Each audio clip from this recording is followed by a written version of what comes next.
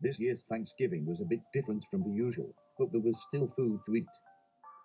To be honest, my family doesn't celebrate the American Thanksgiving holiday. However, we spend time together and eat some of our favorite foods. I'm especially fond of Betty Crocker's chocolate chip cookie.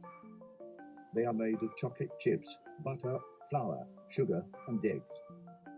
The ingredients are made up of carbohydrates, fat, and protein. I also enjoy Costco's rotisserie chicken, which contains one whole chicken, water, seasoning, potato dextrine, carrageenan, sugar, dextrose, and spice extractives. The ingredients are made up of protein, fat, carbohydrates. Let's discuss how these foods are digested by the body. The digestive process begins before the food even enters your mouth. As you see and smell the food, the salivary glands in your mouth start producing saliva. Once you take a bite, your teeth initiate the mechanical digestion process. The teeth smash together, breaking the cookie into smaller pieces that are easier to swallow. The tongue helps mix the saliva into the cookie and chicken pieces. The salivary gland secretes saliva not only to aid swallowing, but also begins the chemical digestion process because it contains enzymes that break the cookie's large carbohydrate molecules into smaller sugar molecules. The tongue rolls the moistened mixture into a small ball called a bolus and pushes it to the back of the throat for swallowing. Once food moves into the swallowing stage, digestion becomes involuntary and cannot be stopped. The food bolus moves down a hollow tube called the esophagus until it reaches the stomach.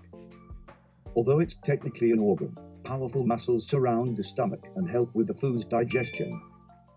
The stomach releases digestive juice that contains an enzyme called pepsin.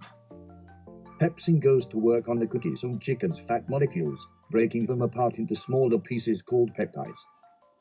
The stomach also releases hydrochloric acid, a powerful acid that helps break down stomach contents and destroys any harmful bacteria that may have been present in any of the food.